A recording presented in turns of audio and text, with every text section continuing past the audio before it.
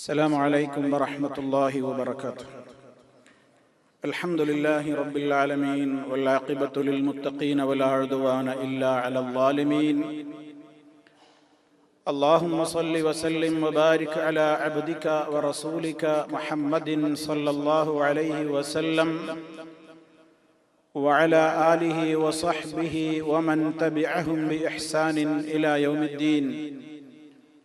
أما بعد فإن خير الكلام كلام الله وخير الهدي هدي محمد صلى الله عليه وسلم وشر الأمور محدثاتها وكل محدثة بدعة وكل بدعة ضلالة.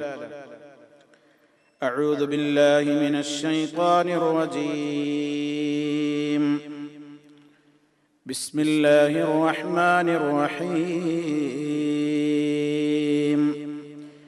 كافها يا عين صاد. ذكر رحمة ربك عبده زكريا إذ نادى ربه نداء خفيا قال رب إني وهن العظم مني واشتعل الرأس شيبا ولم أكن بدعائك رب شقيا وإني خفت الموالي من ورائي وكانت امرأتي عاقرا فهب لي من لدنك وليا يرثني ويرث من آل يعقوب واجعله رب رضيا.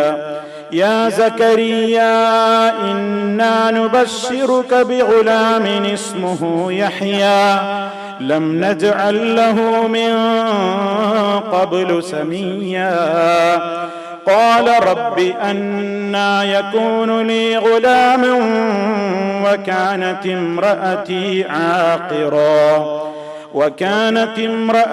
عاقرا وقد بلغت من الكبر عتيا قال كذلك قال ربك هو علي هين وقد خلقتك من قبل ولم تك شيئا. സ്നേഹമുള്ള സത്യവിശ്വാസികളെ, വിശ്വാസിനികളെ, സഹോദരി സഹോദരന്മാരെ, സുഹൃത്തുക്കളെ, മഹാന്മാരായ പ്രവാചകന്മാരുടെ ചരിത്ര യാഥാർത്ഥ്യങ്ങളിലൂടെയുള്ള നമ്മുടെ ഈ പഠന പരമ്പരയിൽ മഹാനായ പ്രവാചകൻ സക്കരിയ അലൈഹിസ്സലാത്തു വസ്സലാമിനെ സംബന്ധിച്ചാണ് ഇന്നത്തെ നമ്മുടെ ഈ സംസാരത്തിലൂടെ വിവരിക്കുവാൻ ഉദ്ദേശിക്കുന്നത്. അല്ലാഹു സുബ്ഹാനഹു വ തആല മഹാരഥന്മാരായ ആളുകളുടെ പാത പിൻപറ്റി ജീവിക്കുന്ന സജ്ജനങ്ങളിൽ നമ്മെ ഓരോരുത്തരെയും ഉൾപ്പെടുത്തി അനുഗ്രഹിക്കുമാറാകട്ടെ. ബനൂ ഇസ്രായേലിലേക്ക് അയക്കപ്പെട്ട ഒരു പ്രവാചകൻ തന്നെയായിരുന്നു സക്കരിയ അലൈഹിസ്സലാത്തു വസ്സലാം. ധാരാളക്കണക്കിന് പ്രവാചകന്മാർ നിയുക്തമായ ഒരു സമൂഹമാണ് ഇസ്രായേൽ സന്തതികൾ. പരിശുദ്ധ ഖുർആനിൽ 7 സ്ഥലത്താണ് മഹാനായ സക്കരിയ അലൈഹിസ്സലാത്തു വസ്സലാമിനെ സംബന്ധിച്ച് പരിശുദ്ധ ഖുർആൻ പേരെടുത്ത് പറഞ്ഞിട്ടുള്ളത്. സുലൈമാൻ നബി അലൈഹിസ്സലാത്തു വസ്സലാമിന്റെ സന്താന പരമ്പരകളിൽ പെട്ട ആൾ തന്നെയാണ് സക്കരിയ അലൈഹിസ്സലാത്തു വസ്സലാം. അദ്ദേഹം വിവാഹം കഴിച്ചത് ഏറ്റവും പ്രശസ്തിയും പ്രാധാന്യവും ഉണ്ടായിരുന്ന ഇമ്രാൻ കുടുംബത്തിൽ നിന്നാണ്. പരിശുദ്ധ ഖുർആനിൽ ഇമ്രാൻ ഫാമിലി, അതല്ലെങ്കിൽ ആലു ഇമ്രാൻ എന്ന പേരിൽ ഒരു അധ്യായം തന്നെ നമുക്ക് കാണുവാൻ സാധിക്കും. വിശുദ്ധ ഖുർആനിലെ 3-ാമത്തെ അധ്യായം ആലു ഇമ്രാൻ. അത് മഹാരഥനായ ഇമ്രാൻ എന്ന് പറയുന്ന വ്യക്തിത്വത്തിന്റെ ആ ഫാമിലിയെ, കുടുംബത്തെയാണ് അത് അറിയിക്കുന്നത്. ആ കുടുംബത്തിൽ നിന്നായിരുന്നു സക്കരിയ അലൈഹിസ്സലാത്തു വസ്സലാം വിവാഹം കഴിച്ചത്. ഈ ഇമ്രാൻ എന്ന് പറയുന്ന വ്യക്തിത്വം, അദ്ദേഹത്തിന്റെ ഭാര്യയുടെ പേര് ചരിത്രത്തിൽ അറിയപ്പെടുന്നത് ഹന്നത്ത് എന്നാണ്. ഹന്ന എന്നറിയപ്പെടുന്ന ആ ഇമ്രാൻ എന്ന് പറയുന്ന വ്യക്തിത്വത്തിന്റെ ഭാര്യ, ആ ദമ്പതികളുടെ ജീവിതത്തിൽ മക്കൾ ഉണ്ടായിരുന്നില്ല. അങ്ങനെ അവരുടെ ജീവിതത്തിൽ ഏറെ കഴിഞ്ഞാണ് പ്രാർത്ഥനയുടെ ഫലമായി ഒരു കുഞ്ഞ് അവർക്ക് ജനിക്കുന്നത്. അങ്ങനെ ഒരുപാട് പ്രാർത്ഥനകൾക്ക് ശേഷം ഇമ്രാനിന്റെ ഭാര്യയായ ഹന്ന ഗർഭവതിയാവുകയാണ്. അവർ ഗർഭം ധരിച്ച അവസരത്തിൽ അവർ ഇപ്രകാരം പ്രാർത്ഥിച്ചു: ഇദ് ഖാലത് ഇംറഅതു ഇമ്രാന റബ്ബി ഇന്നി നദർതു ലക മാ ഫീ ബത്നി മുഹററാ ഫതഖബ്ബൽ മിന്നി ഇന്നക അൻതസ് സമീഉൽ അലീം. ഇമ്രാനിന്റെ ഭാര്യ പ്രാർത്ഥിച്ച സന്ദർഭം, അവര് ഗർഭിണിയായിരിക്കെ അവര് പ്രാർത്ഥിക്കുകയാണ്. സക്കരിയ നബി അലൈഹിസ്സലാത്തു വസ്സലാമിന്റെ ഒരു പ്രാർത്ഥനയുടെ സന്ദർഭം മനസ്സിലാക്കുവാൻ ഇമ്രാനിന്റെ ഭാര്യയുടെ, അതല്ലെങ്കിൽ അവർക്ക് സന്താനമുണ്ടായതിന്റെ ചരിത്രം പറയൽ അനിവാര്യമായതുകൊണ്ടാണ് ആ ഭാഗം ആമുഖമായി കേൾപ്പിക്കുന്നത്. ഇമ്രാനിന്റെ ഭാര്യ ഗർഭിണിയായപ്പോൾ അവർ പ്രാർത്ഥിച്ചു, ആ ഭാര്യ പ്രാർത്ഥിച്ചു: റബ്ബി ഇന്നി നദർതു ലക മാ ഫീ ബത്നി മുഹററാ. അന്ന് ആ കാലഘട്ടത്തിൽ ബൈത്തുൽ മുഖദ്ദസിലേക്ക് പരിചരണത്തിനും ശുശ്രൂഷക്കും ഹിദമത്തുമൊക്കെ ചെയ്യാൻ വേണ്ടി ആൺകുട്ടികളെ പള്ളിയിലേക്ക്, ബൈത്തുൽ മുഖദ്ദസിലേക്ക് നേർച്ചയാക്കുക, വഴിപാടാക്കുക എന്നത് അന്ന് പതിവുണ്ടായിരുന്നു. അതനുസരിച്ചാണ് ആ മഹദിയും ഒരു നേർച്ച നേരുകയാണ്. തനിക്ക് ജനിക്കുന്ന കുഞ്ഞ് ആൺകുഞ്ഞായിരിക്കും എന്നാണ് അവര് പ്രതീക്ഷിച്ചത്. അതവരുടെ ആഗ്രഹവുമായിരിക്കുമല്ലോ. അതുകൊണ്ട് തന്നെയാണ് അവരങ്ങനെ നേർച്ച നേർന്നതും. അങ്ങനെ ബൈത്തുൽ മുഖദ്ദസിലേക്ക് ഈ കുഞ്ഞിനെ നേർച്ചയാക്കുകയാണ്. പ്രസവം നടന്നിട്ടില്ല, ഗർഭവതിയായിരിക്കെ അവര് പറഞ്ഞു: റബ്ബി, എന്റെ രക്ഷിതാവേ, ഇന്നി നദർതു ലക മാ ഫീ ബത്നി മുഹററാ. നിശ്ചയമായും ഞാൻ നിനക്ക് നേർച്ച നേരുന്നു, നിനക്ക് വേണ്ടി ഞാൻ നേർന്നിരിക്കുന്നു. മാ ഫീ ബത്നി, എന്റെ ഈ ഗർഭത്തിലുള്ള, വയറ്റിലുള്ള കുഞ്ഞിനെ, ഈ ഗർഭസ്ഥയിലുള്ള ഈ കുഞ്ഞിനെ ഞാൻ നിനക്ക് വേണ്ടി നേർച്ച നേർന്നിരിക്കുന്നു. മുഹററാ, സ്വതന്ത്രമാക്കപ്പെട്ട നിലയിൽ ബൈത്തുൽ മുഖദ്ദസിലേക്ക് അവനെ ഏൽപ്പിച്ചു കൊടുക്കാൻ ഞാൻ തയ്യാറാണ്.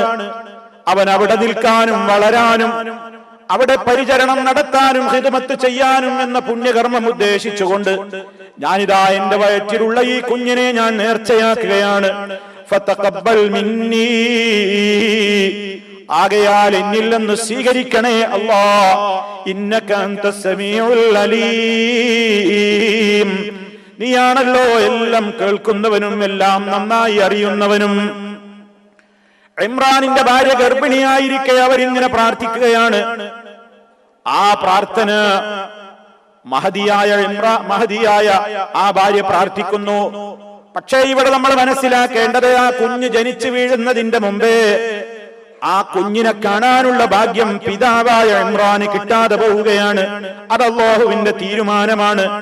ഗർഭിണിയായിരിക്കെ തന്നെ ഈ കുഞ്ഞിന്റെ വയറ്റിലുള്ള കുഞ്ഞിന്റെ പിതാവായ ഇമ്രാൻ മരണപ്പെട്ടു എന്നാണ് ചരിത്രം രേഖപ്പെടുത്തുന്നത്.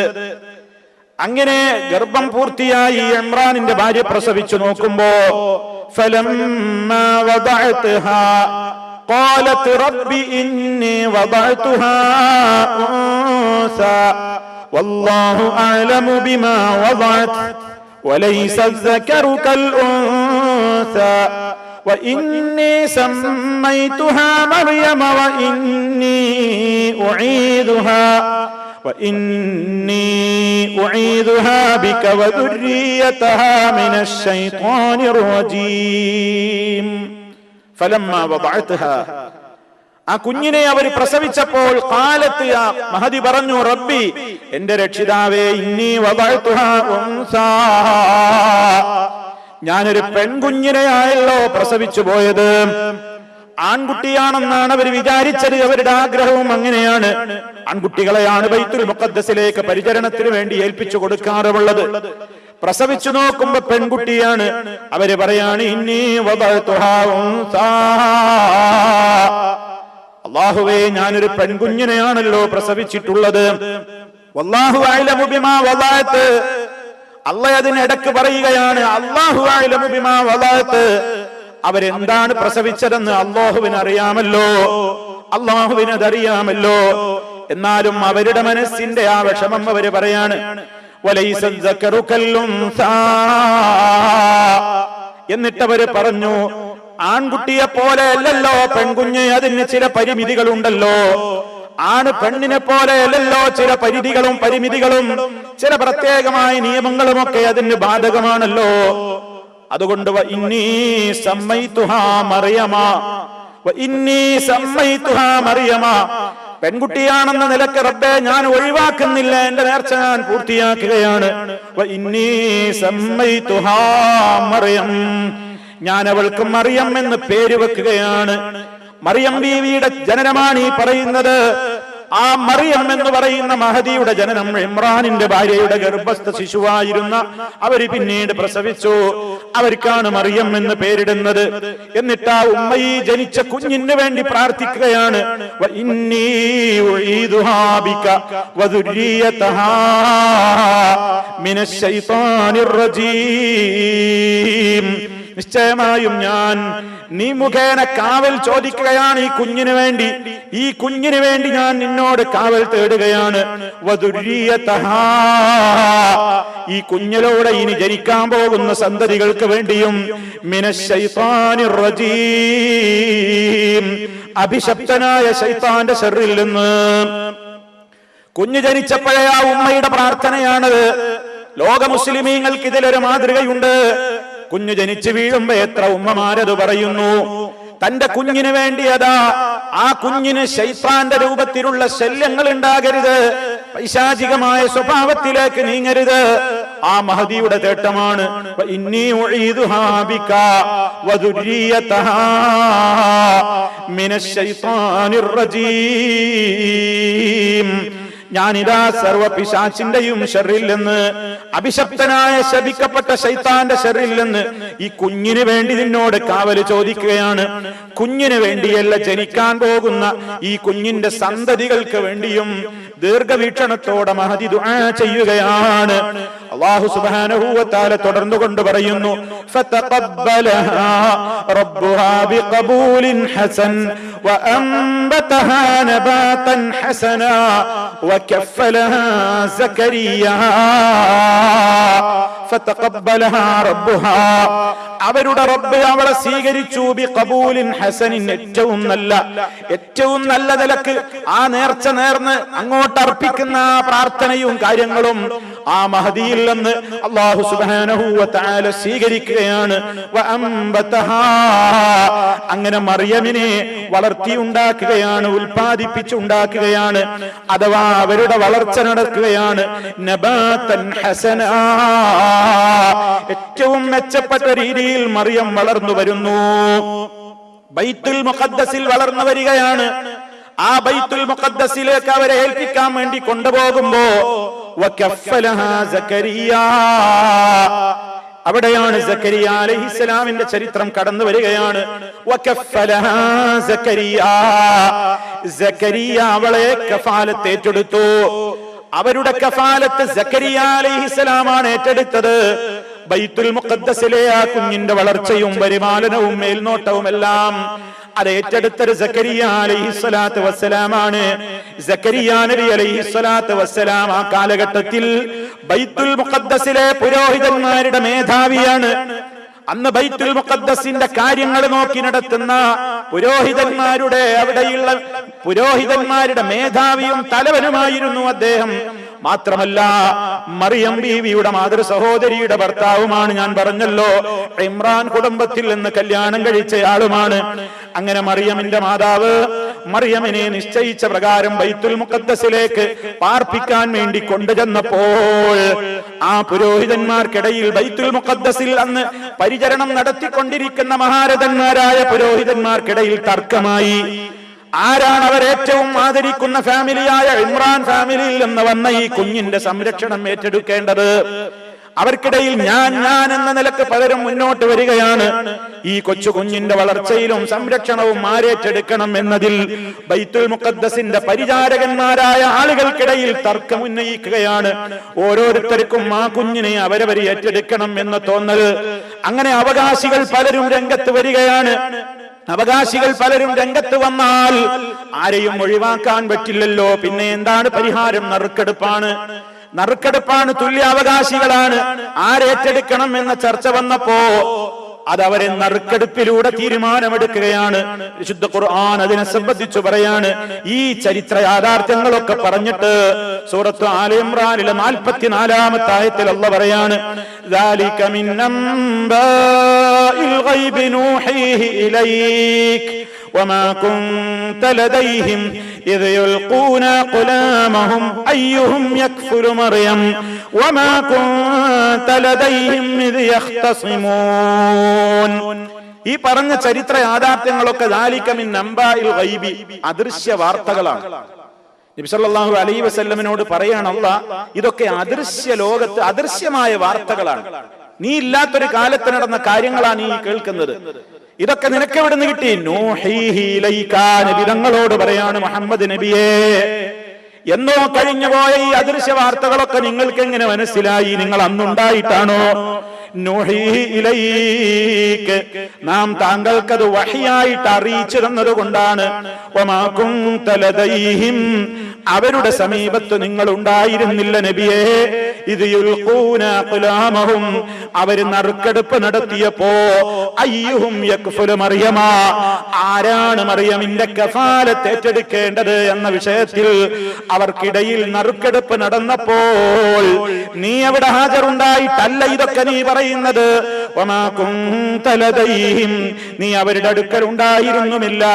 ഇത് യഖ്തസിമൂൻ, അവർ തർക്കിച്ചുകൊണ്ടിരിക്കെ, ആരേറ്റെടുക്കണം എന്ന് അവർ തർക്കിച്ചുകൊണ്ടിരിക്കെ, പിന്നെ പരിഹാരം എന്ന നിലക്ക് അവർ നറുക്കെടുപ്പ് നടത്തിയപ്പോഴൊന്നും മുഹമ്മദ് നബിയെ നിങ്ങൾ അവിടെ ഉണ്ടായിട്ടല്ല നിങ്ങൾ ഇതൊക്കെ ഇപ്പോ പറയുന്നത്.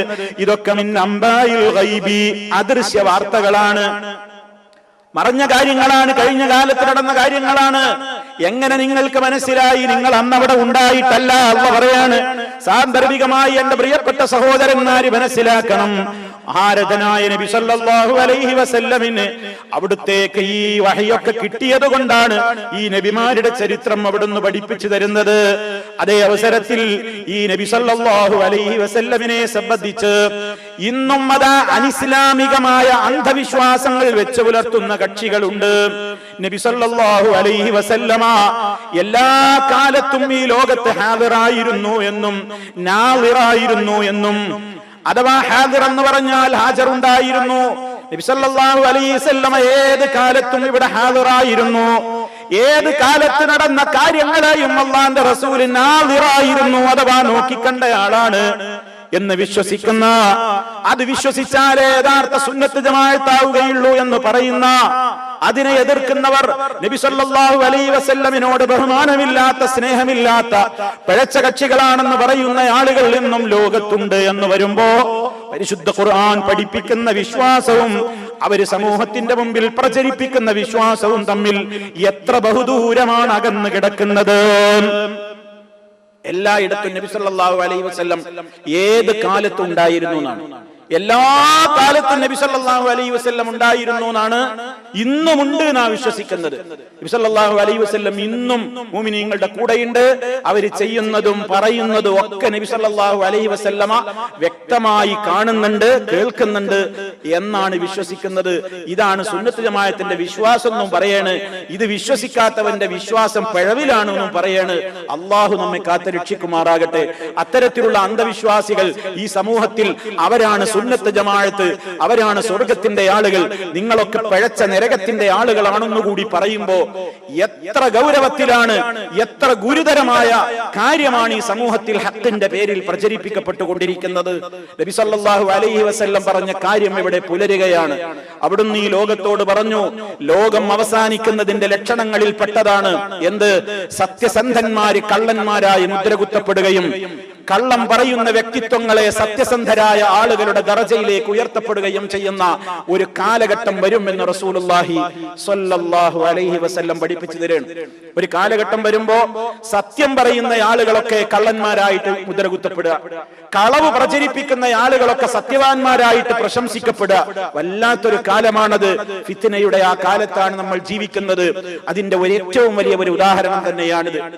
പരിശുദ്ധ ഖുർആൻ ശക്തമായി പറഞ്ഞ ഒരു കാര്യത്തിനെതിരെ പോലും സംസാരിക്കുവാൻ ഒരു മടിയുമില്ലാത്തൊരു വിഭാഗം ആളുകൾ. തീർന്നില്ല.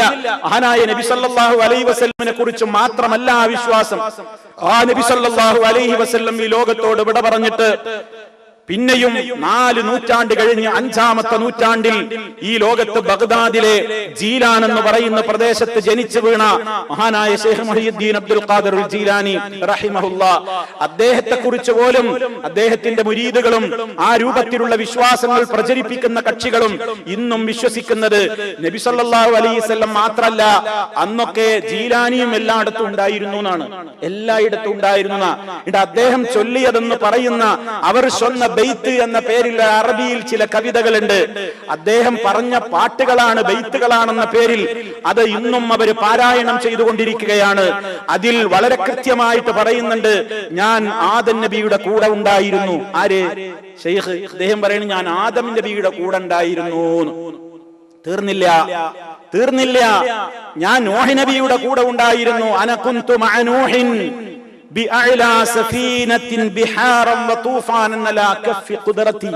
എന്റെ ശക്തിയാകുന്ന ഖുദറത്താകുന്ന കൈപ്പത്തിയിലായിരുന്നു നൂഹ് നബി അലൈഹിസ്സലാമിന്റെ പെട്ടകം സഞ്ചരിച്ചിരുന്നത്. ആരുടെ കൈപ്പത്തിയിൽ?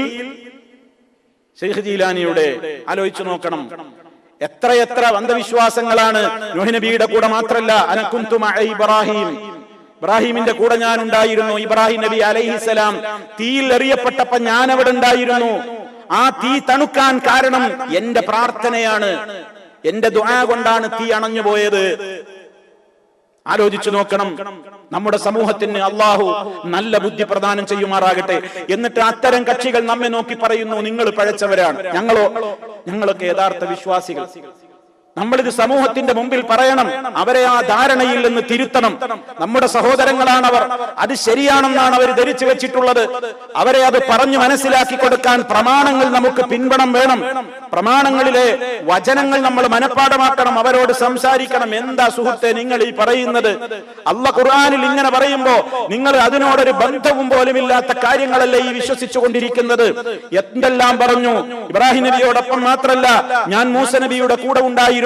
മൂസാ നബി ഉപയോഗപ്പെടുത്തിയിരുന്ന ആ വടി ഉണ്ടല്ലോ, അത് എന്റെ കയ്യിൽ ഒരു വലിയ വടി ഉണ്ടായിരുന്നു, അതിൽ നിന്ന് നീട്ടി മുറിച്ചതാണ്. ഇന്നാലില്ലാഹി. തീർന്നോ? അയ്യൂബ് നബിയുടെ കൂടെ ഞാൻ ഉണ്ടായിരുന്നു. അദ്ദേഹത്തിന്റെ രോഗം ശിഫയായത് ഞാൻ തടവിക്കൊടുത്തിട്ടാണ്. തീർന്നോ? യാക്കൂബ് നബി അലൈഹിസ്സലാമിന്റെ കൂടെ ഞാൻ ഉണ്ടായിരുന്നു. അദ്ദേഹത്തിന്റെ കണ്ണിന്റെ അന്ധത നീങ്ങിയത് എന്റെ തുപ്പുനീര് പുരട്ടിക്കൊടുത്തിട്ടാണ്. എവിടെയാ ഇല്ലാത്തത്? എല്ലായിടത്തും ഉണ്ടായിരുന്നു. നബി സല്ലല്ലാഹു അലൈഹി വസല്ലം മേറാജിന് പോയപ്പോ അള്ളാഹുവിന്റെ സന്നിധിയിലേക്കാണ് കേറാൻ നോക്കുമ്പോ കാലാണ് തെറ്റി. കാലങ്ങ് വഴുതി. ഉടനെ വരുന്നു ഒരു ചുമൽ, നബിക്ക് ചവിട്ടി നിൽക്കാൻ ഒരു ചുമൽ. നോക്കുമ്പോ ഇദ്ദേഹമാണ് ചുമല് വെച്ചു കൊടുത്തിട്ടുള്ളത്. ആർക്ക്? കാല് വെക്കാൻ, മുസ്തഫ സല്ലല്ലാഹു അലൈഹി വസല്ലമിനെ. അതുകൊണ്ട് അന്ന് നബി സല്ലല്ലാഹു അലൈഹി വസല്ലം ഒരു വരം കൊടുത്തു എന്നാണ്, മുഹീദ്ദീനെ, പിൽക്കാലത്തുള്ള എല്ലാ ഔലിയാക്കന്മാരുടെയും പെരടിയിൽ നിനക്ക് കാല് വെക്കാം. കാരണം എന്റെ പെരടിയിൽ എന്റെ കാല് നിന്റെ പെരടിയിൽ വെക്കാൻ നീ സഹായിച്ചത് കൊണ്ട് ഭാവിയിൽ വരുന്ന എല്ലാ ഔലിയാക്കളും അവരുടെ ഒക്കെ പെരടിയിൽ നിനക്ക് കാല് വെക്കാൻ അധികാരമുണ്ട്. ഇത് പാടി പറയുകയാണ് മുഹീദ്ദീൻ മാലയിലൂടെ, അതുപോലെ തന്നെ ഖുതുബിയത്തിലൂടെ, അതുപോലെയുള്ള കൃതികളിലൂടെ. സഹോദരന്മാരെ, നമ്മൾ മനസ്സിലാക്കണം, ഈ അന്ധവിശ്വാസത്തിലൊക്കെ പെട്ട ഒരുപാട് ഗ്രാമാന്തരങ്ങളിൽ ജീവിക്കുന്ന പാവങ്ങളായ സ്ത്രീ പുരുഷന്മാരുണ്ട്.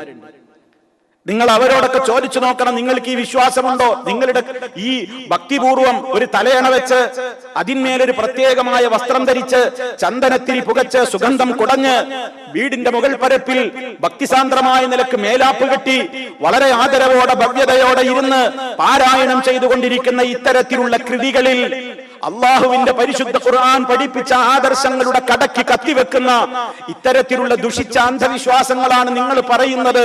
നിങ്ങൾക്കത് മനസ്സിലാകുന്നുണ്ടോ പ്രിയപ്പെട്ടവരെ എന്ന് നമ്മുടെ കൂട്ടുകുടുംബങ്ങളിലും ബന്ധപ്പെട്ടവരിലും അല്ലാത്തവരായ ആളുകളിലേക്കും ഈ ഒരു സന്ദേശം കൈമാറുവാൻ നമുക്കിപ്പോഴും മടിയാണ്. നമ്മൾ പ്രബോധകരാവാൻ തയ്യാറാകുന്നില്ല.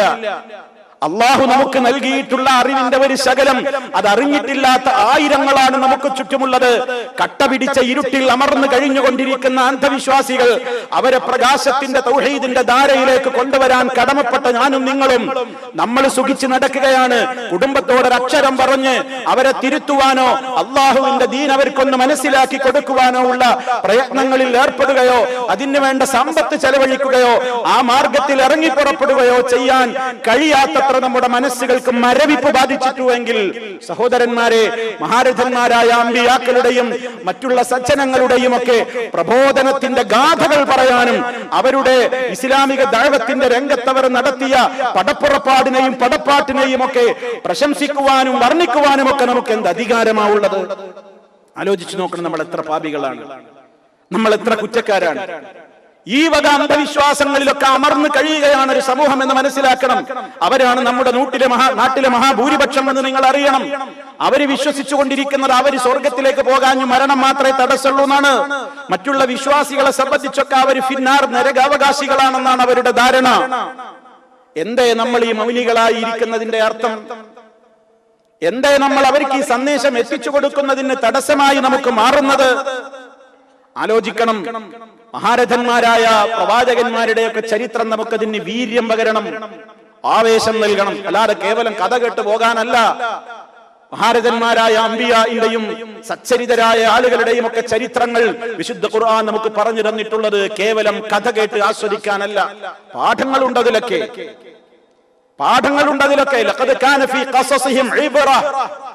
അവരുടെയൊക്കെ ചരിത്രങ്ങളിൽ നിങ്ങൾക്ക് വലിയ ഗുണപാഠമുണ്ട് എന്നാണ് പറയുന്നത്. അതുകൊണ്ട് ഈ വിഷയം സമൂഹത്തിൽ നിങ്ങൾ എത്തിക്കണം.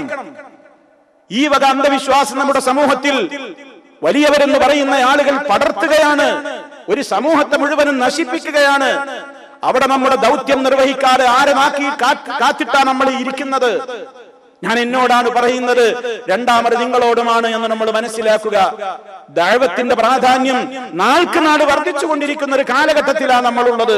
സ്വയം പറയാൻ അറിവില്ലെങ്കിൽ അത് പറഞ്ഞിട്ടുള്ള സീഡികളോ അത് പറഞ്ഞിട്ടുള്ള മെസ്സേജുകളോ എങ്കിലും കൊടുത്തുകൊണ്ട് ഒരു സമൂഹത്തിന്റെ ഇടയിൽ കാണുന്ന ദുഷിച്ച ആചാര വിശ്വാസങ്ങളെ പിഴുതെറിയാൻ ബാധ്യതപ്പെട്ടവരല്ലേ പ്രിയമുള്ളവരെ നമ്മൾ. അതുകൊണ്ട് ആലോചിക്കുക, കടമ നിർവഹിക്കുക എന്ന് ഈ അവസരത്തിൽ സാന്ദർഭികമായി ഞാൻ എന്നോടും നിങ്ങളോടും ഉണർത്തുകയാണ്.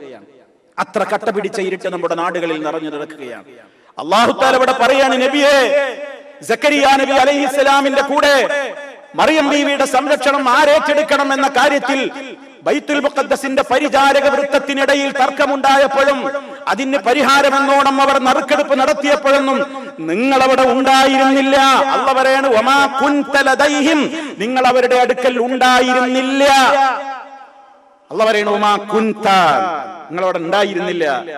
എന്നിട്ട് ആ നബിയെ കുറിച്ചും മാത്രല്ല, ആ നബി സല്ലല്ലാഹു അലൈഹി വസല്ലമിന്റെയും 400 കൊല്ലം കഴിഞ്ഞ് 5-ാം നൂറ്റാണ്ടിൽ ജനിച്ച ആളെ കുറിച്ച് നമ്മൾ പറയും അന കുന്തു, ഞാൻ അവിടെ ഉണ്ടായിരുന്നു.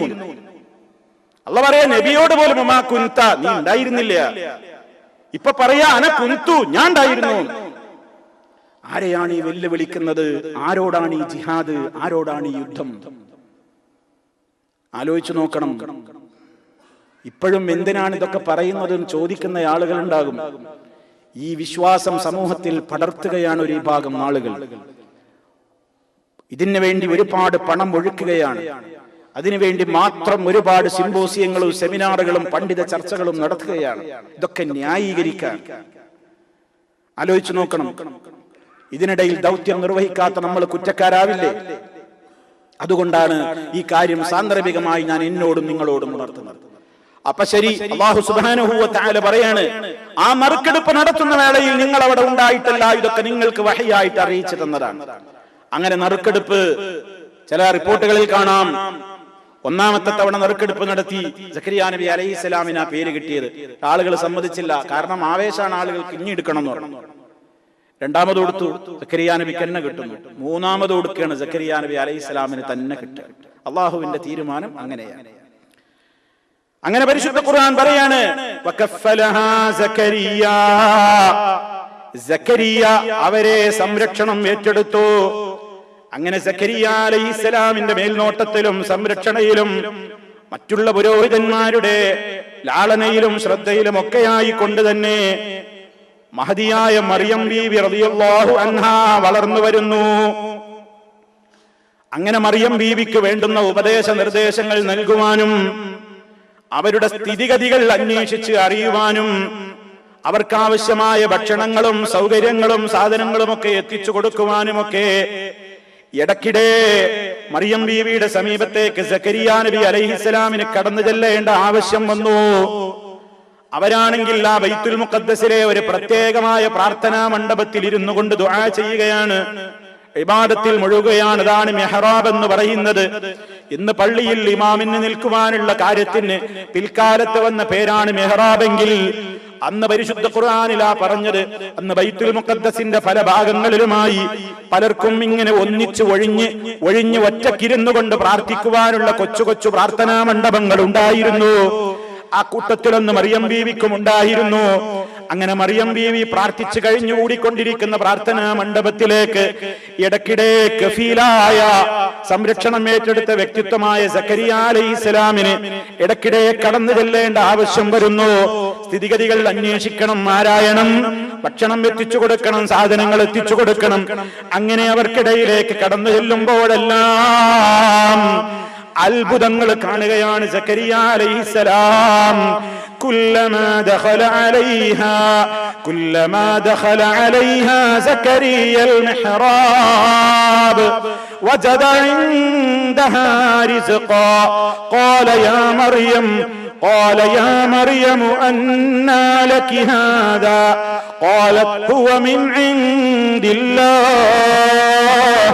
ഇന്നല്ലാഹ യർസുഖു മൻ യശാഉ ബിഗൈരി ഹിസാബ്. ആല ഇംറാനിലെ 37-ാമത്തെ ആയത്ത്.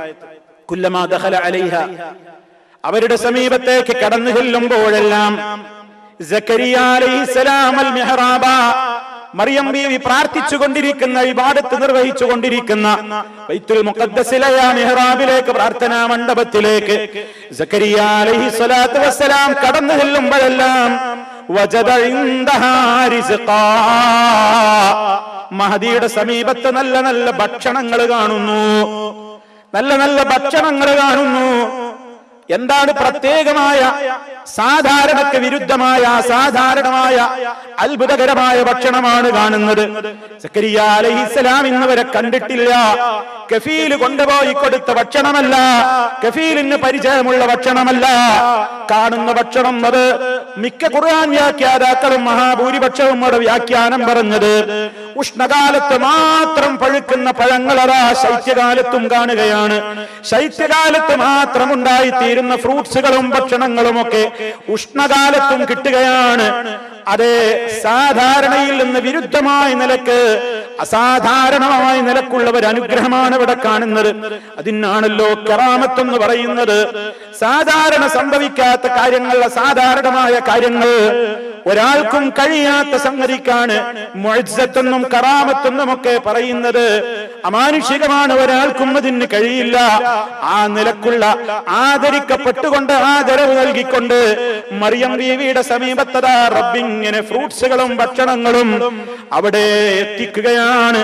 ആരെത്തിക്കുന്നു? റബ്ബെത്തിക്കുന്നു. എങ്ങനെ എത്തിക്കുന്നു? വഴിയറിഞ്ഞുകൂടാ.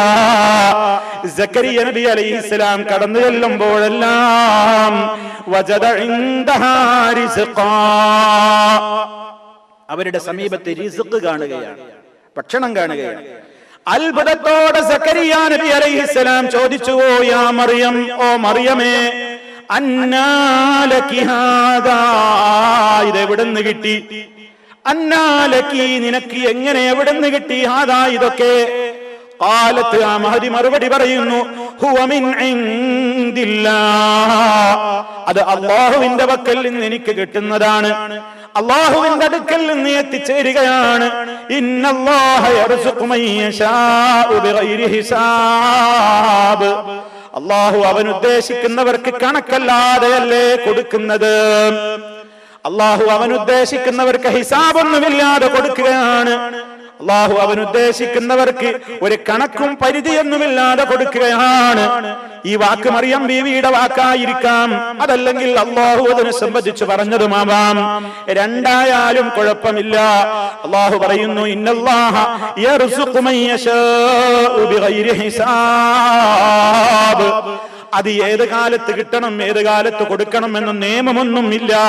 അത് അല്ലാഹു ഉദ്ദേശിക്കുന്നവർക്ക് ഏത് ഫ്രൂട്ട്സും ഏത് പലഹാരങ്ങളും ഏത് പഴങ്ങളും ഏത് കാലത്തുള്ളതും അവന് കൊടുക്കാൻ അവൻ കഴിവുള്ളവനാണല്ലോ എന്ന് മറിയം ബീവി റളിയല്ലാഹു അൻഹാ അത് പറയുകയാണ്. ആ അത്ഭുതകരമായ കാര്യം സക്കരിയ അലൈഹിസ്സലാത്തു വസ്സലാം ദർശിച്ച വേളയിലാണ് സക്കരിയ നബി അലൈഹിസ്സലാമിന്റെ മനസ്സിൽ പിന്നെയും ആശ മുളപൊട്ടുന്നു. എന്തേ അവിടെ പിന്നെയും ആശ മുളപൊട്ടുകയാണ്? ഉഷ്ണകാലത്തില്ലാത്ത പഴത്തെ ശൈത്യകാലത്ത് മാത്രമുണ്ടാകുന്ന പഴങ്ങളും ആ രൂപത്തിലുള്ള ഭക്ഷണങ്ങളും ഉഷ്ണകാലത്ത് റബ്ബിന് കൊടുക്കാൻ കഴിഞ്ഞല്ലോ. അതുപോലെ തന്നെ ശൈത്യകാലത്ത് തീരെ ഉണ്ടാകാത്ത പഴവർഗ്ഗങ്ങൾ ഉഷ്ണകാലത്തും അല്ലാഹുവിന് കൊടുക്കാൻ ശൈത്യകാലത്തുമൊക്കെ കൊടുക്കാൻ കഴിയുന്നുണ്ടല്ലോ. മാത്രമല്ല, ഈ മറിയം എന്ന് പറയുന്ന കുഞ്ഞിന് പ്രസവം നടന്നത് തന്നെ ഹന്നാ ബീവി. അവർക്ക് ഒരുപാട് പ്രായമായിട്ടാണല്ലോ അവർക്ക് ഈ സന്താനത്തെ കിട്ടിയത്. എങ്കിൽ എനിക്കും എന്റെ റബ്ബിൽ പ്രതീക്ഷിക്കാമല്ലോ. കാലങ്ങളോളമായി സക്കരിയ അലൈഹിസ്സലാം അതുപോലെ തന്നെ അവരുടെ ഭാര്യയും ഇങ്ങനെ പ്രാർത്ഥനയിലാണ്. കുഞ്ഞിക്കാല് കാണാൻ കഴിഞ്ഞിട്ടില്ല. ചില റിപ്പോർട്ട് അനുസരിച്ച് 75-80 വയസ്സ് പിന്നിട്ടിട്ടുണ്ട്. 75 കഴിഞ്ഞ് 80-നോടടുത്തിട്ടുണ്ട്. സക്കരിയ നബി അലൈഹിസ്സലാത്തു വസ്സലാം പ്രാർത്ഥനയിലാണ്. അങ്ങനെ ഇരിക്കുന്ന ഘട്ടത്തിൽ തന്നെയാണ് മറിയം ബീവിയുടെ സമീപത്ത് ഈ അത്ഭുതകരമായ കാര്യങ്ങൾ ഇങ്ങനെ കണ്ടപ്പോ സക്കരിയ നബി അലൈഹിസ്സലാത്തു വസ്സലാം അവിടെ വെച്ചുകൊണ്ട് ദുആ ചെയ്യുന്നു. ആരോടാ ദുആ ചെയ്യുന്നത്? ആരോടാ ദുആ ചെയ്യുന്നത്? ഹുനാലിക ദഅ സക്കരിയ റബ്ബഹ, ഹുനാലിക ദഅ സക്കരിയ റബ്ബഹ. അവിടെ വെച്ച് ദഅ സക്കരിയ, സക്കരിയ അലൈഹിസ്സലാം ദുആ ഇറക്കുകയാണ്. ആരോട്? റബ്ബഹു, തന്റെ റബ്ബിനോട്. വല്ലാത്തൊരു പ്രയോഗം അവിടെ, റബ്ബിനോട് ദുആ ഇറക്കുന്നു. എന്തേ കാരണം? നേരത്തെ പറഞ്ഞ ഈ ശിർക്കിൻ പ്രചരിപ്പിക്കുന്ന അന്ധവിശ്വാസികൾ ഇന്നും സമൂഹത്തോട് പറയുന്നത് അല്ലാഹു അല്ലാത്തവരോടും പ്രാർത്ഥിക്കാമെന്നാണ്. അല്ലാഹു അല്ലാത്തവരോടും പ്രാർത്ഥിക്കാം. കാരണം അവര് ഖാലിഖായ അല്ലാഹയാണെന്ന് വിശ്വസിക്കാഞ്ഞാൽ മതി. അവരൊക്കെ അല്ലാഹുവിന്റെ മഖ്ലൂഖാണെന്ന് വിശ്വസിക്കുകയും ഇതൊക്കെ അവർ അടുത്ത കഴിവാണെന്ന് വിശ്വസിച്ചാൽ പിന്നെ അവരോടും തേടാം, സന്താനത്തിന് തേടാം, ഹിദായത്ത് കിട്ടാൻ വേണ്ടി തേടാം, രോഗശമനത്തിന് വേണ്ടി തേടാം, നേർമാർഗം ലഭിക്കാൻ വേണ്ടി തേടാം. എന്തിനും അല്ലാഹുവിനോട് മാത്രം നമ്മൾ ചോദിക്കേണ്ട ചോദ്യങ്ങളൊക്കെ സൃഷ്ടികളോടും ചോദിക്കാം, ഒരു വിരോധവുമില്ല. പിന്നെ എന്തേ വേണ്ടതുള്ളൂ? അല്ലാഹുവിനെ പോലെയുള്ള ഒരു ഖാലിഖാണ്, സ്വന്തം കഴിവുള്ള വ്യക്തിത്വമാണ് ഇവരൊക്കെ എന്ന് വിശ്വസിച്ചാലേ ശിർക്ക് വരികയുള്ളൂ. അതല്ലാത്ത നിലക്ക് അള്ളാന്റെ പടപ്പുകളാണ് ഇവരൊക്കെ എന്ന ധാരണയോടെ ഇവർക്ക് ഇതൊക്കെ നൽകപ്പെട്ട കഴിവുകളാണെന്ന നിലക്ക് അവരോട് ചോദിക്കാമെന്ന് പറയുകയും അങ്ങനെ അമ്പിയാക്കളോടും ഔലിയാക്കളോടും പ്രാർത്ഥിക്കുകയും അവരോട് സന്താനത്തിന് വേണ്ടിയും ഹിദായത്തിന് വേണ്ടിയും രോഗശമനത്തിന് വേണ്ടിയും ആഗ്രഹ സഫലീകരണത്തിന് വേണ്ടിയുമൊക്കെ ഇന്ന് പലരും പ്രാർത്ഥിച്ചുകൊണ്ടിരിക്കുന്നു, തേടിക്കൊണ്ടിരിക്കുന്നു. അതിന് വേണ്ട രൂപത്തിലതാ പ്രചരണങ്ങൾ സംഘടിപ്പിക്കുന്നു. ഇവിടെ നോക്കൂ നിങ്ങൾ, കറാമത്ത് കേട്ടതല്ല കണ്ട വ്യക്തിത്വമാണ് ആര്? സക്കരിയ അലൈഹിസ്സലാം. ആ സക്കരിയ നബി നേരെ കണ്ണുകൊണ്ട് കറാമത്ത് കാണുകയാണ്. ആർക്കുണ്ടായ കറാമത്ത്? മറിയം ബീവിയെ ആദരിച്ചുകൊണ്ട് അല്ലാഹു കൊടുത്ത കറാമത്ത്.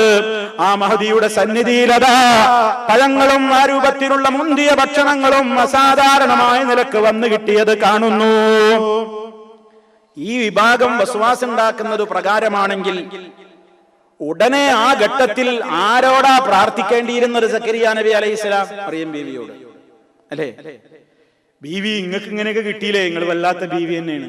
എനിക്കൊരു കുട്ടി ഉണ്ടാകണം, എനിക്കൊരു കുഞ്ഞിനെ നിങ്ങൾ തരണം, എനിക്കൊരു കുഞ്ഞിനെ നിങ്ങൾ തരണം എന്നല്ലേ പറയേണ്ടത്?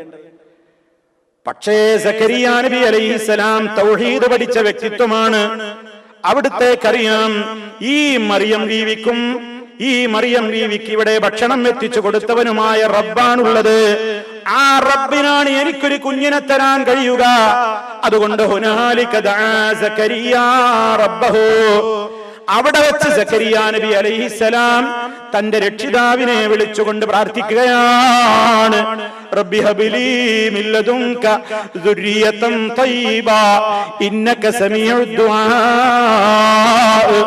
എന്റെ റബ്ബേ, നിന്റെ പക്കൽ നിന്ന് നീ എനിക്ക് സൽസന്താനങ്ങളെ തരണേ, നല്ലവരായ മക്കളെ തരണേ, നീയാണല്ലോ പ്രാർത്ഥന കേൾക്കുന്നവൻ. അവിടെ വെച്ചാണ് ആ സമയത്ത് ആ നടത്തിയ ആ പ്രാർത്ഥന കൃത്യമായി മഹാനായ സക്കരിയ നബി അലൈഹിസ്സലാമിനെ സംബന്ധിച്ച് അല്ലാഹു വേറെയും സ്ഥലത്ത് കൃത്യമായി തന്നെ ഉൾക്കൊള്ളിച്ചു പറഞ്ഞിട്ടുണ്ട്. അത് പരിശുദ്ധ ഖുർആനിലെ സൂറത്ത് മറിയമിന്റെ തുടക്കത്തിൽ തന്നെ അല്ലാഹു പറഞ്ഞു തുടങ്ങുകയാണ്. ദിക്റു റഹ്മത്തി റബ്ബിക അബ്ദഹു സക്കരിയ, നിന്റെ റബ്ബ് സക്കരിയ എന്ന് പറയുന്ന ആ അടിമക്ക് ദിക്റു റഹ്മത്തി റബ്ബിക, നിന്റെ റബ്ബിന്റെ കാരുണ്യത്തെ കുറിച്ചുള്ള വർത്തമാനമാണ് ഇനി നിങ്ങൾ കേൾക്കാൻ പോകുന്നത്. സൂറത്ത് മറിയം തുടങ്ങുകയാണ്. കാഫ് ഹാ യാ ഐൻ സാദ്. അത് പറഞ്ഞതിന് ശേഷം പറയാണ്, പരിശുദ്ധ ഖുർആനിൽ അങ്ങനെ 129 സൂറത്തുകൾ കേവലാക്ഷരങ്ങൾ കൊണ്ട് തുടങ്ങുന്നുണ്ട്. അതിന്റെ ഉദ്ദേശം എന്തെന്ന് നമുക്കറിയില്ല, അല്ലാഹുവിനെ അറിയുകയുള്ളൂ. അതിപ്പോ നമ്മൾ ചർച്ച ചെയ്യേണ്ടതില്ല. തുടർന്നുകൊണ്ട് റബ്ബ് പറയാണ്, ദിക്റു റഹ്മത്തി റബ്ബിക, നിന്റെ റബ്ബ് കാരുണ്യം ചെയ്തതിനെ കുറിച്ചുള്ള വാർത്തയാണ് പറയാൻ പോകുന്നത്. ആർക്ക്? അബ്ദഹു സക്കരിയ, ആ റബ്ബിന്റെ അടിമയായ സക്കരിയാക്ക്. എപ്പോഴാ അള്ളാഹു കാരുണ്യം ചെയ്തത്? എപ്പോഴാണ് അള്ളാഹു സക്കരിയ നബിക്ക് കാരുണ്യം ചൊരിഞ്ഞു കൊടുത്തത്?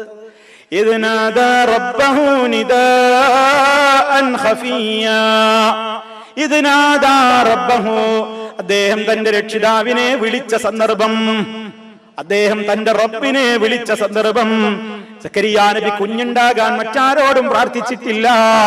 ഇവിടെയും പറയാണ്, ഇദ്നാദാ റബ്ബഹു, തന്റെ റബ്ബിനെ വിളിച്ച് തേടിയ സന്ദർഭം. റബ്ബിനോടാണ് സന്താനത്തെ തരാൻ തേടേണ്ടത്. ഒരാൾക്കും സന്താനം കൊടുക്കാൻ അല്ലാഹുവല്ലാതെ കഴിയൂല. അത് അല്ലാഹു പറഞ്ഞ കാര്യമാണ്. സൂറത്തു ശൂറയുടെ അവസാന ഭാഗത്ത് റബ്ബ് പറയുന്നുണ്ട്, അല്ലാഹുവാണ് ആകാശഭൂമികളിലെ എല്ലാം അവന്റെ ഉടമസ്ഥതയിലാണുള്ളത്. യഖ്ലുഖു മാ യശാ, അവൻ ഉദ്ദേശിക്കുന്നത് അവൻ പടക്കുന്നു. യഹബു ലിമൻ യശാഉ ഇനാസാ വയഹബു ലിമൻ യശാഉ الذുകൂർ ഔ യുസവ്വിജുഹും ദുക്റാനാ വഇനാസാ വയജഅലു മൻ യശാഉ അഖീമാ. അല്ലാഹുവാണ് എല്ലാം സൃഷ്ടിക്കുന്നത്. അവൻ ഉദ്ദേശിക്കുന്നതിനെ അവൻ സൃഷ്ടിക്കുന്നു. യഹബു ലിമൻ യശാഉ ഇനാസാ, അവൻ ഉദ്ദേശിക്കുന്നവരാരോ അവർക്കവൻ പെൺമക്കളെ കൊടുക്കും. വയഹബു ലിമൻ യശാഉ الذുകൂർ, അവൻ ഉദ്ദേശിക്കുന്നവർക്കവൻ ആൺമക്കളെ കൊടുക്കും. ഔ യുസവ്വിജുഹും ദുക്റാനാ വഇനാസാ, വേറെ ചിലർക്കവൻ ഉദ്ദേശിക്കുന്ന ചിലർക്കവൻ ആൺകുട്ടികളെയും പെൺകുട്ടികളെയും കൊടുക്കും, രണ്ടിനെയും കൊടുക്കും അല്ലാഹു. ഇനി ഈ മൂന്നുമല്ലാത്ത വിധവും ഉണ്ട്. വയജഅലു മൻ യശാഉ അഖീമാ, അവൻ ഉദ്ദേശിക്കുന്നവരെ അവൻ വന്ധ്യയുമാക്കും. ഒന്നും കൊടുക്കൂല, മച്ചിയാക്കും, പ്രസവിക്കാത്ത പെണ്ണാക്കും. അത് അല്ലാഹുവിന്റെ തീരുമാനമാണ്. അതൊക്കെ അള്ളാഹുവിനെ ഹിക്മത്തിന്റെ അതിലൊക്കെ ആർക്ക് കൊടുക്കണം, കിട്ടിയവരെ അതിന്റെ പേരിൽ നകളിപ്പൊന്നും വേണ്ട. അല്ലാഹു വല്ലാതെ ആദരിച്ച് തന്നതാണെന്നും വിചാരിക്കണ്ട, പരീക്ഷണാണ്. ഇന്നമാ അംവാലുക്കും വഔലാദുക്കും ഫിത്ന, നിങ്ങൾക്ക് സമ്പത്ത് തന്നുകൊണ്ടും പരീക്ഷിക്കും, തരാതെയും പരീക്ഷിക്കും. അതുപോലെ തന്നെയാ ഔലാദുക്കും ഫിത്ന, നിങ്ങളുടെ മക്കളും ഫിത്നയാ, പരീക്ഷണമാ. തന്നു പരീക്ഷിക്കും, തരാതെ പരീക്ഷിക്കും. മക്കളെ കിട്ടിയവര് എങ്ങനെയാ മുന്നോട്ട് പോകുന്നത്, കിട്ടാത്തവര് എന്താ അതിന്റെ പേരിൽ ചെയ്യുന്നത്, അല്ലാഹു നോക്കുന്നുണ്ട്. പരീക്ഷണമാണ്. അത് അള്ളയാ തീരുമാനിക്കുന്നത്. കിട്ടാത്തതിന്റെ പേരിൽ ആരും വിഷമിക്കണ്ട. അള്ളാഹിനോട് പ്രാർത്ഥിക്കാം, എപ്പോഴും പ്രാർത്ഥിക്കാൻ, നിരാശ വേണ്ട. അള്ളാഹു എപ്പോഴും തരാൻ കഴിവുള്ളവനാണ്. സക്കരിയ നബി അലൈഹിസ്സലാം അതാ പറയുന്നത്. പടച്ച റബ്ബിനോട് പറഞ്ഞു, അല്ലാ എന്നോട് പ്രാർത്ഥിക്കുമ്പോ എനിക്ക് നീ ഉത്തരം ചെയ്യൂലേ എന്നുള്ള ഒരു ശങ്ക എനിക്കില്ല. ഞാൻ നല്ല ഉറപ്പിലാണ് നിന്നോട് ചോദിക്കുന്നത് എന്നാണ്. അതുകൊണ്ട് മക്കളെ തരുന്നത് അള്ളയാണ്. അള്ള തീരുമാനിക്കും. ചിലർക്ക് മക്കളെ കിട്ടുന്നത് വലിയ അപകടമായിരിക്കും. കാരണം ആ മക്കള് കാരണത്താൽ ഒരുപാട് വ്യസനിക്കേണ്ടി വരുന്ന എത്രയോ രക്ഷിതാക്കളുണ്ട്. അള്ളാഹു നമ്മെ കാത്ത് രക്ഷിക്കുമാറാകട്ടെ. എല്ലാ ഒരുവിധ ഫിത്നകളിലും പെടാതെ നമ്മുടെ മക്കളെ അള്ളാഹു നമുക്ക് രണ്ട് ലോകത്തും പ്രയോജനപ്പെടുന്ന മക്കളാക്കി മാറ്റി തീർക്കുമാറാകട്ടെ. അതേ അവസരത്തിൽ കിട്ടാത്ത ആളുകൾ അവര് മനസ്സിലാക്കുന്നു, അള്ള എന്തേ എന്നെങ്ങനെ അവഗണിച്ചത്? വേണ്ട, ചിന്തിക്കരുതൊരിക്കലും അങ്ങനെ. ഒരു മക്കളുണ്ടായാൽ അതുകൊണ്ട് ചിലപ്പോൾ നിങ്ങൾക്ക് അപകടമായിരിക്കും, പ്രയാസമായിരിക്കും. ആ അപകടത്തിൽ നിന്ന് അള്ളാഹു നിങ്ങളെ രക്ഷപ്പെടുത്താനായിരിക്കും ഈ മക്കളെ തരാത്തത്. അത് അള്ളാഹുവിനെ അറിയൂ. എന്തും തീരുമാനം റബ്ബേ നിനക്ക് വിധിക്കാം. നിന്റെ ഖളാ, നിന്റെ തൃപ്തി, നിന്റെ തീരുമാനം ഞാൻ അനുസരിക്കാൻ തയ്യാറാണ്. എന്നാലും പ്രതീക്ഷയോടെ പ്രാർത്ഥിക്കുകയും ചെയ്യാം. അപ്പൊ സന്താനങ്ങളെ കൊടുക്കാൻ അല്ലാഹുക്കല്ലാതെ കഴിയൂല. സക്കരിയ നബി അലൈഹിസ്സലാത്തു വസ്സലാം മനംനൊന്ത് നാളുകളോളം പ്രാർത്ഥിച്ചു. ഒരിക്കലും തന്റെ ഉപ്പാപ്പമാരായ ദാവൂദ് നബി അലൈഹിസ്സലാമിനോട്, സുലൈമാൻ നബി അലൈഹിസ്സലാമിനോട്, യഅഖൂബ് നബി അലൈഹിസ്സലാമിനോട്, യൂസഫ് നബി അലൈഹിസ്സലാമിനോട്, ഇസ്ഹാഖ് നബി അലൈഹിസ്സലാമിനോട്, അവർക്കും മുമ്പേ കഴിഞ്ഞുപോയ മഹാരഥന്മാരായ പ്രവാചകന്മാരോട് ആരോടും തേടിയില്ലല്ലോ, ആരോടും ചോദിച്ചില്ലല്ലോ. എന്തേ? അവരുടെ ഒന്നും മുഅ്ജിസത്തിൽ വിശ്വാസമില്ലാഞ്ഞിട്ടാണോ? അവരോടൊക്കെ ആദരവില്ലാത്തത് കൊണ്ടാണോ? അവരൊക്കെ പഠിപ്പിച്ച ആദർശത്തോട് സ്നേഹവും അവരൊക്കെ കാണിച്ചു തന്ന വിശ്വാസത്തോടുള്ള മമതയും അവരോടൊക്കെയുള്ള ഖൽബിൽ നിറഞ്ഞു നിൽക്കുന്ന സ്നേഹവും കൊണ്ട് തന്നെയാണ് അവരോട് പ്രാർത്ഥിക്കാതിരുന്നത്. കാരണം അവരൊന്നും പഠിപ്പിച്ച ആശയം അതായിരുന്നില്ല. അവരൊക്കെ റബ്ബിനെ മാത്രം വിളിച്ച് തേടിയവരാണ്. അതുകൊണ്ട് അവരോട് പ്രാർത്ഥിച്ചില്ല. സക്കരിയ നബി അലൈഹിസ്സലാത്തു വസ്സലാം ഇദ് നാദാ റബ്ബഹു നിദാഅൻ ഖഫിയ്യാ. ഇനി അദ്ദേഹത്തിന്റെ പ്രാർത്ഥനയെ കുറിച്ച് അല്ലാഹു പറയുന്നത് നോക്കൂ. എങ്ങനെയാണ് മഹാനവറുകൾ പ്രാർത്ഥിച്ചത്? ആ പ്രാർത്ഥനയെ റബ്ബ് പ്രശംസിച്ചു പറയാണ്. നിദാഅൻ ഖഫിയ്യാ, രഹസ്യമായി മഹാനവറുകൾ പ്രാർത്ഥിക്കുകയാണ്. രഹസ്യമായി പ്രാർത്ഥിച്ചു എന്നുള്ള ഇവിടെ പ്രശംസിച്ചു പറയാണ്. അവിടെയും സഹോദരന്മാരെ നമുക്കതിൽ ചില മാതൃകകളുണ്ട്. പരിശുദ്ധ ഖുർആൻ വേറെ സ്ഥലത്ത് പറഞ്ഞതാണ്, ഉദ്ഉ റബ്ബക്കും തദർറുഅൻ വഖുഫിയ. ഉദ്ഉ റബ്ബക്കും തദർറുഅൻ വഖുഫിയ. ഉദ്ഉ റബ്ബക്കും, നിങ്ങൾ നിങ്ങളുടെ റബ്ബിനോട് വിളിക്കണേ, നിങ്ങളുടെ റബ്ബിനോട് നിങ്ങൾ തേടണേ. തദർറുഅ, വളരെ വിനയത്തോടെ, നല്ല വിനയത്തോടെ, വല്ല കുനിഞ്ഞ ശിരസ്സുമായി, തപിക്കുന്ന മനസ്സുമായി, നീറുന്ന ഹൃദയവുമായി, വളരെയേറെ നല്ല മനസ്സിൽ ഇങ്ങനെ അല്ലാഹുവിനെ സംബന്ധിച്ചുള്ള പ്രതീക്ഷ കൊണ്ട് വിനയം നിറഞ്ഞ മനസ്സുമായി താഴ്മയോടെ നിങ്ങൾ റബ്ബിനെ വിളിക്കണേ. വഖുഫിയ, രഹസ്യമായി നിങ്ങൾ വിളിക്കണേ. പരസ്യമായി അല്ലാഹുവിനോട് ഉറക്കെ പ്രാർത്ഥിച്ചുകൂടാ എന്നല്ല, അങ്ങനെ പ്രാർത്ഥിക്കേണ്ട ഘട്ടങ്ങളിൽ ഉറക്കെ പ്രാർത്ഥിക്കാം. തന്റെ ദുആ കേട്ട് ആമീൻ പറയുന്ന സദസ്സുണ്ടെങ്കിൽ അത് സ്വന്തം പ്രാർത്ഥിച്ചിട്ട് കാര്യമില്ലല്ലോ. നിസ്കാരത്തിൽ ഖുനൂത്ത് അനുവദിക്കപ്പെട്ട ഘട്ടങ്ങളിൽ ഇമാം തനിക്ക് വേണ്ടി സ്വന്തം പ്രാർത്ഥിക്കാൻ പാടില്ലല്ലോ. തനിക്ക് പിന്നിലുള്ള ആളുകൾക്ക് ആമീൻ പറയാൻ വേണ്ടി അദ്ദേഹം ഉറക്കെ പറയണമല്ലോ.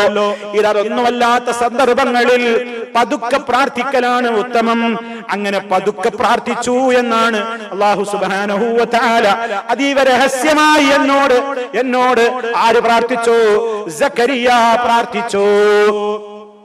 ഇത് വിശദീകരിക്കുന്ന മധ്യേ മഹാനായ ഹസനുൽ ബസ്രി റഹിമഹുല്ലാഹ് അദ്ദേഹം പറയാണ്, ബൈന ദഅവത്തി സിർരി വ ദഅവത്തിൽ അലാനിയ 70 ളിഅഫൻ. ഉറക്കെ പ്രാർത്ഥിക്കുന്നതിന്റെയും രഹസ്യമായ പ്രാർത്ഥനയുടെയും ഇടയ്ക്ക് 70 ഇരട്ടിയുടെ വ്യത്യാസമുണ്ട്. 70 ഇരട്ടിയുടെ വ്യത്യാസമുണ്ട്. എന്നിട്ട് അദ്ദേഹം പറയണം, വലഖദ് കാനൽ മുസ്ലിമൂന യജ്തഹിദൂന ഫിദ്ദുആ. നമ്മുടെ മുൻഗാമികൾ ദുആയിൽ കഠിനാധ്വാനം ചെയ്തിരുന്നവരാണ്. നമുക്ക് തീരെ ടൈമെന്നല്ല, മുൻഗാമികൾ ദുആയിൽ കഠിനാധ്വാനം ചെയ്തിരുന്നു, അധ്വാനികളായിരുന്നു, എല്ലാം പ്രാർത്ഥിച്ചിരുന്നു, ഒരു ധാരാളം പ്രാർത്ഥിച്ചിരുന്നു. വമാ യുസ്മഉ ലഹും സൗത്തുൻ, ശബ്ദം കേൾക്കപ്പെടുമായിരുന്നില്ല. ശബ്ദമുയർത്തിയിട്ടല്ലായിരുന്നു. ഐമാ കാനത്തി ഇല്ലാ ഹംസൻ ബൈനഹും വബൈന റബ്ബിഹിം അസ്സ വജല്ല. അവരുടെയും അവരുടെ സൃഷ്ടാവായ റബ്ബിന്റെയും ഇടക്കുള്ള സ്വകാര്യ ഭാഷണങ്ങളായിരുന്നു അവരുടെ പ്രാർത്ഥനകളെല്ലാം. പിറുപിറുക്കുന്ന ഒരു ചെറിയ സൗണ്ടേ കേൾക്കുള്ളൂ. അവനോട് മനസ്സറിഞ്ഞവർ പ്രാർത്ഥിക്കുക. കാരണം അല്ലാഹു പറഞ്ഞിട്ടുണ്ട്, നിങ്ങളുടെ രക്ഷിതാവിനെ നിങ്ങൾ പ്രാർത്ഥിക്കൂ, തദർറുഅൻ വളരെ വിനയത്തോടെ, വഖുഫിയതൻ വളരെ സ്വകാര്യമായിട്ടും നിങ്ങൾ പ്രാർത്ഥിക്കണേ. മാത്രമല്ല മഹാനായ സക്കരിയ നബി അലൈഹിസ്സലാമിനെ സംബന്ധിച്ച് അല്ലാഹു പ്രശംസിച്ചും പറഞ്ഞല്ലോ, ഇദ്നാദാ റബ്ബഹു നിദാഅൻ ഖഫിയ. ഇനി ശൈഖുൽ ഇസ്ലാം ഇബ്നു തൈമിയ്യ റഹിമഹുല്ലാഹ് അവിടുത്തെ മജ്മൂഉ ഫതാവ എന്ന് പറയുന്ന ഫത്വകളുടെ സമാഹാരമായ ഗ്രന്ഥത്തിൽ അദ്ദേഹം പറയുന്നുണ്ട്, പ്രാർത്ഥന രഹസ്യമാക്കി വെക്കുന്നതിൽ ചില ഗുണങ്ങളുണ്ട്. രഹസ്യമായി അല്ലാഹുവോട് ദുആ ഇരക്കുന്നതിൽ ഒരുപാട് ഫായിദകളുണ്ട്. പല കാരണങ്ങൾ അദ്ദേഹം പറയുന്നുണ്ട്. അതിൽപ്പെട്ട ചില കാര്യങ്ങൾ മാത്രം നമുക്ക് പറയാം. ഒന്ന്, അദ്ദേഹം പറയണേ, നല്ല ഈമാനിന് ഏറ്റവും ദൃഢമായത് അതാണ്, നമ്മുടെ ഈമാൻ കൂടുതൽ ഭദ്രമാവാൻ. എന്താ കാരണം? നല്ല ഈമാൻ ഉണ്ടെങ്കിലേ നമ്മൾ പതുക്കെ പറയുള്ളൂ. കാരണം എന്താ? അപ്പൊ നമ്മൾ ഉറച്ചു വിശ്വസിച്ചു, അവൻ കൃത്യമായിട്ട് മനസ്സിലാക്കി, എന്റെ റബ്ബ് ഞാൻ എത്ര പതുക്കെ പറഞ്ഞാലും കേൾക്കും, എന്റെ റബ്ബിനോട് ഞാൻ എന്ത് സ്വകാര്യം പറഞ്ഞാലും അവന് കേൾക്കും, അറിയും. അപ്പൊ അവന് എന്റെ പറഞ്ഞോളന്നില്ല, എന്റെ ഹൃദയത്തിൽ വരെ റബ്ബിനെ അറിയാലോ. അവന്റെ ഈമാനാണ്. അള്ളാഹിനെ കുറിച്ചുള്ള ഈമാൻ വർദ്ധിക്കാൻ, അള്ളാഹിനെ അറിയും തോറുമാണല്ലോ റബ്ബിലുള്ള ഈമാൻ വർദ്ധിക്കാൻ. ഒരു കാരണം അദ്ദേഹം അതാണ് പറയുന്നത്. മറ്റൊന്ന്, അന്നഹു അഅ്ളമു ഫിൽ അദബി വത്തഅ്ളീം എന്നാണ്. ഒരു അദബാണ്, ഒരു നല്ല ഒരു അദബും ഒരു മഹത്വപൂർണമായ ഒരാളെ ബഹുമാനിക്കുന്നതിന്റെയും ഒക്കെ ഒരു ലക്ഷണമാണ്. രാജാക്കന്മാരുടെ സദസ്സിൽ ശബ്ദമുയർത്തുന്നവരെ രാജാക്കന്മാർ ഇഷ്ടപ്പെടാറില്ലല്ലോ. അള്ളാഹു അതിനേക്കാൾ അത്യുന്നതനായ നാഥനല്ലേ. അവനോട് ചോദിക്കുന്നത് ഉറക്കയില്ലാതെ ബഹളം കൂട്ടിയിട്ടല്ലാതെ പതുക്കെ ചോദിക്കുന്നത് തന്നെയാണ് അവൻ ഏറ്റവും ഇഷ്ടം. അതുപോലെ അതാണ് ഖുശൂഉം. അതുപോലെ തന്നെ ഒരു ദുആഇന്റെ റൂഹ്, ഒരു ദുആഇന്റെ ആത്മാവ്, അതിന്റെ കാമ്പ് എന്ന് പറയുന്നത് ഖുശൂഅ് ആണല്ലോ. ഭയഭക്തി തീണ്ടാതെ ചുണ്ടുകൾ മാത്രം പങ്കെടുക്കുന്ന ദുആ കൊണ്ട് കാര്യമൊന്നുമില്ലല്ലോ. നബി സല്ലല്ലാഹു അലൈഹി വസല്ലം പറഞ്ഞിട്ടുണ്ട്, അല്ലാഹു സുബ്ഹാനഹു വ തആല അശ്രദ്ധമായ ഖൽബുകളിൽ നിന്ന് ഉയരുന്ന പ്രാർത്ഥന സ്വീകരിക്കൂല. വേറെ ഒരിക്കലൊക്കെ നോക്കിയിട്ട് ഇങ്ങനെ ആമീൻ പറയാ, വേറെന്തൊക്കെ ചിന്തിച്ചുകൊണ്ട് ഇങ്ങനെ ദ്വാരക്ക, ചൊറിഞ്ഞും മാന്തിയിട്ടൊക്കെ ഇങ്ങനെ ദ്വാരക്ക. അവന് വേറെ എന്തൊക്കെ അറബി വാചകങ്ങളൊക്കെ ഇങ്ങനെ പറയുന്നുണ്ട്. ഖൽബ് ഇവിടെയല്ല. നമ്മുടെ നിസ്കാരം പോലെ തശഹുദിൽ ഇരുന്നാൽ അത്തഹിയാത്തുൽ മുബാറകാത്തു സ്വലവാത്തു ഒക്കെ പറഞ്ഞിട്ട് اللهم اغفر لي ما قدمت وما أخرت وما أسررت وما أعلنت وما أسرفت وما أنت أعلم به مني أنت المقدم وأنت المؤخر لا إله إلا أنت اللهم إني أعوذ بك من عذاب القبر ومن عذاب النار ومن فتنة المحيا والممات ومن فتنة المسيح الدجال اللهم إني ظلمت نفسي ظلما كثيرا ولا يغفر الذنوب إلا أنت فاغفر لي مغفرة من عندك وارحمني إنك أنت الغفور الرحيم. രണ്ട് സുജൂദിന്റെ ഇടയിൽ അല്ലാഹുമ്മ ഗഫിർ ലി വർഹംനി വഹ്ദിനി വആഫിനി വർസുഖ്നി എന്തൊക്കെയാണ് നമ്മൾ പറയുന്നത്. ഇങ്ങനെ പറഞ്ഞു പോവുകയാണ്. അത് നമുക്കൊരു ഓട്ടോമാറ്റിക്കലി സ്പീഡിലാണ് വരും. അത്തഹിയാത്തിലാണ് ഇരുന്നാൻ തുടങ്ങിയ അത്തഹിയാത്തിലാണ് തുടങ്ങിയ നമ്മൾ മസീഹ് ദജ്ജാലിലാണ് സ്റ്റോപ്പ് ആക്കും. അതിന്റെ ഇടയ്ക്ക് എന്തേ പറഞ്ഞു എനിക്ക് അറിഞ്ഞൂടാ. ഇങ്ങനെ ദുആ ഇരുന്നിട്ട് അള്ളാഹ് പരിഗണിക്കൂല എന്നാ സുഹൃത്തുക്കളെ പറഞ്ഞിട്ടുള്ളത്. ഇന്നല്ലാഹ ലാ യസ്തജീബു മിൻ ഖൽബിൻ ഗാഫിലിൻ ലാഹിൻ. അശ്രദ്ധമായ ഖൽബിൽ നിന്ന് ഉയരുന്ന പ്രാർത്ഥന അള്ളാഹ്ക്ക് വേണ്ടാണ്. വേറെ എവിടെ ചിന്തിച്ചുകൊണ്ട് വെറുതെ ആമീൻ പറയാം, വെറുതെ ഇങ്ങനെ ഇരുന്ന് പ്രാർത്ഥിക്കുക പോരാ. മനസ്സറിഞ്ഞ് ചെയ്യണം. അത് മനസ്സറിഞ്ഞ് പറയണമെന്നുണ്ടെങ്കിൽ പതുക്കെ ആവുമ്പോ മനസ്സറിയും, അത് ശരിക്ക് കൊള്ളണം. ആ നിലയ്ക്ക് ഖുശൂഉം ഖുദൂഉം ആ തവറും ഒക്കെ ദുആഇന്റെ കാതലാണ്. അതാണ് അതിന്റെ മർമ്മം, അതാണ് അതിന്റെ ആത്മാവ്. അത് നഷ്ടപ്പെട്ട കേവലം പുറന്തോടുകളായ പ്രാർത്ഥനകളായി മാറാൻ പാടില്ല നമ്മുടെ പ്രാർത്ഥന. മനസ്സറിഞ്ഞ് പറയണം. മറ്റൊരു കാരണം അദ്ദേഹം പറയണം, അന്നഹു അബ്ലഗു ഫിൽ ഇഖ്ലാസ്. ഇഖ്ലാസ് വേറുള്ളവരാരും അറിയണ്ടല്ലോ, അള്ളാഹ്ക്ക് വേണ്ടി മാത്രം. ഇതാരും കേൾക്കാനുള്ള ദുആയല്ല, ഇത് എനിക്ക് വേണ്ടിയുള്ളതാണ്. ഒറ്റക്കിരുന്ന് ആരും ഇല്ലാത്ത സമയത്തൊക്കെ ഉള്ള പ്രാർത്ഥനയ്ക്ക് ഇഖ്ലാസ് കൂടും. എന്താ ഈ രാത്രി നിസ്കാരത്തിനും അതിന്റെ പ്രാർത്ഥനക്കൊക്കെ അള്ളാഹ് അത്ര വലിയ മഹത്വം പറയുന്നത്? ഒരു കണ്ണും കാണാത്തതാവർക്ക് ഞാൻ കാത്തുവെച്ചിട്ടുള്ളതെന്ന് പറയുന്നത് എന്താ?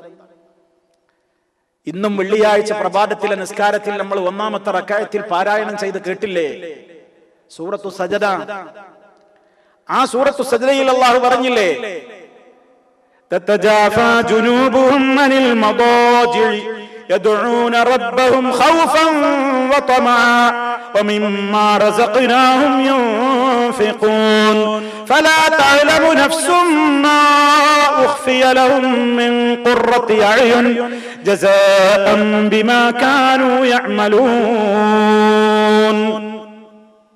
അല്ലാഹു തആല പറയാണ്, അവര് തതജാഫാ ജുനൂബുഹും അനിൽ മദാജിഇ, കിടപ്പ് സ്ഥാനങ്ങളിൽ നിന്നവർ അകറ്റി നിർത്തുകയാണ്. ഉറങ്ങാതെ കുറച്ചുറങ്ങിയിട്ട് അവർ എഴുന്നേൽക്കുന്നുണ്ട്. അത്രയൊന്നും കഴിയില്ലെങ്കിലും ഫജറിന്റെ മുമ്പ് കുറച്ചു മുമ്പെങ്കിലും ഒന്ന് എഴുന്നേൽക്കുക. എല്ലാവരും ഉറങ്ങുമ്പോ നീക്കുക എന്നുള്ളത് ഒഴുക്കിനനുസരിച്ചല്ല തന്റെ ജീവിതം എന്നതിന്റെ തെളിവാ. എല്ലാവരും നീക്കുമ്പോ ഞാനും നീക്കുക. അത് റമദാൻ അത്താഴത്തിന് നീക്കും, അപ്പൊ നമ്മളും നീക്കും.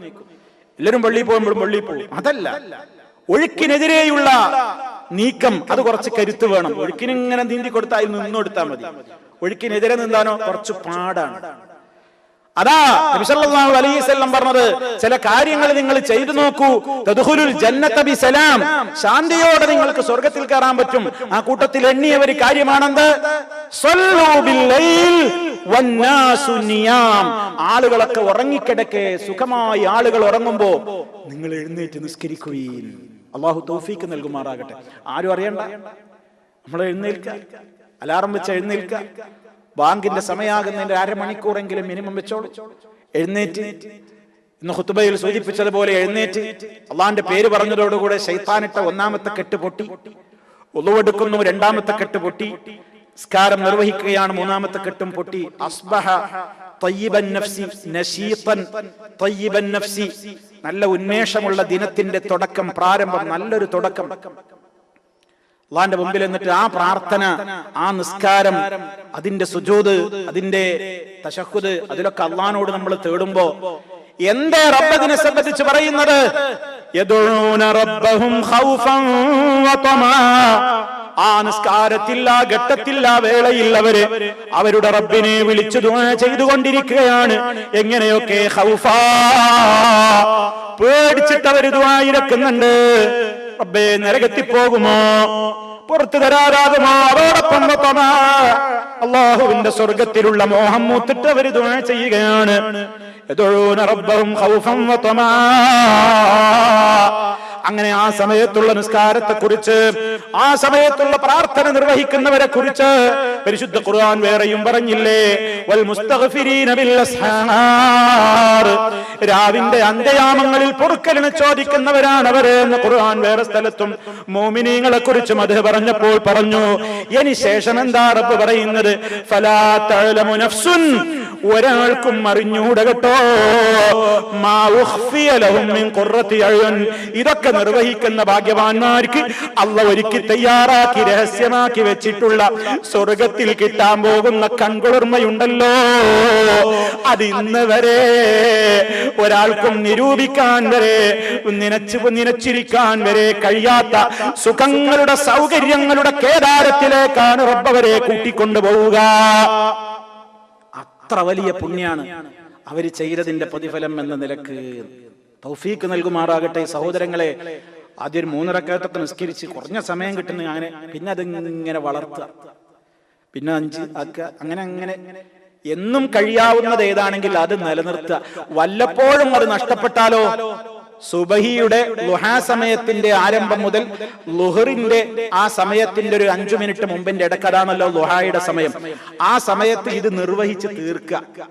എന്നും എഴുന്നേൽക്കുന്നതാ 3 റക്അത്ത് നിസ്കരിക്കാറുണ്ട്. പരീക്ഷ ഉറങ്ങിപ്പോയി, എന്നാ പിന്നെ പിറ്റേന്ന് പ്രഭാതത്തിൽ ളുഹായുടെ സമയത്ത്, ളുഹറാകുന്നതിന്റെ ഇടക്കുള്ള സമയത്ത് 4 നിസ്കരിക്കാം. കാരണം പകൽ സമയത്ത് ഒറ്റ നിസ്കാരമില്ല. അതുകൊണ്ട് 3 നിസ്കരിക്കൽ പതിവ് 4 ആക്കുക, 5 നിസ്കരിക്കൽ പതിവ് 6 ആക്കുക, 7 പതിവ് 8 ആക്കുക, 11 പതിവ് 12 ആക്കുക. അല്ലാഹു തൗഫീക്ക് നൽകുമാറാകട്ടെ. വല്ലാത്തൊരു സമയമാണ് റബ്ബ് പറയുന്ന സമയം. അപ്പൊ അത് ആ സമയത്ത് സ്വകാര്യമായിട്ട് നടക്കും, വേറെ ആരും കേൾക്കണില്ല. അപ്പൊ നമ്മളെ റബ്ബുമായിട്ടുള്ള ആ ഒരു കൃത്യമായ സംഭാഷണം. ഇദ്നാദാ റബ്ബഹു നിദാഅൻ ഖഫിയാ വളരെ രഹസ്യമായി ഗോപ്യമായി മഹാനായ സക്കരിയ നബി അലൈഹിസ്സലാത്തു വസ്സലാം പ്രാർത്ഥിക്കുന്നു. മാത്രമല്ല അദ്ദേഹത്തിന്റെ പ്രാർത്ഥനയെ കുറിച്ച് അല്ലാഹു സുബ്ഹാനഹു വ തആല തീർന്നില്ല, ഇനിയും കേട്ടോ, ചില കാര്യങ്ങൾ കൂടി പറഞ്ഞ് അവസാനിപ്പിക്കുകയാണ്. ഇങ്ങനെ പതുക്കെ പ്രാർത്ഥിക്കുന്നതിന്റെ വേറെയും ഗുണങ്ങളുണ്ട്. ശൈഖുൽ ഇസ്ലാം ഇബ്നു തൈമിയയുടെ വിശദീകരണത്തിലേക്ക് തന്നെ ഒന്നുകൂടി മടങ്ങുകയാണ്. അദ്ദേഹം പറയുന്നു, അതൊരാൾക്ക് തന്റെ റബ്ബിനോടുള്ള അടുപ്പത്തിന്റെ തെളിവാണ്. കാരണം ഞാൻ റബ്ബിനോട് അകന്നവനല്ല, എന്റെ റബ്ബ് എന്നോടും അകന്നവനല്ല. എന്റെ റബ്ബിന്റെ അടുത്തുണ്ട്, ഞാൻ എന്റെ റബ്ബിന്റെയും അടുത്തുണ്ട്. അപ്പോഴല്ലേ സ്വകാര്യം പറയാൻ കഴിയുന്നത്. അതും അതിലുള്ള ഒരു ഗുണമാണ്. സല്ലല്ലാഹു അലൈഹി വസല്ലമിന്റെ ഒരു യാത്രാവേളയിൽ ചില സ്വഹാബിമാർ ഉറക്കെ ഇങ്ങനെ തക്ബീർ ചൊല്ലുകയും ദുആ ചെയ്യുകയൊക്കെ ചെയ്തപ്പോ നബി സല്ലല്ലാഹു അലൈഹി വസല്ലം സ്വഹാബിമാരോട് പറയാണ്, നിങ്ങളൊന്ന് ശബ്ദം താഴ്ത്തൂ, നിങ്ങളൊന്ന് ശബ്ദം താഴ്ത്തിക്കൊണ്ട് തക്ബീർ ചൊല്ലൂ.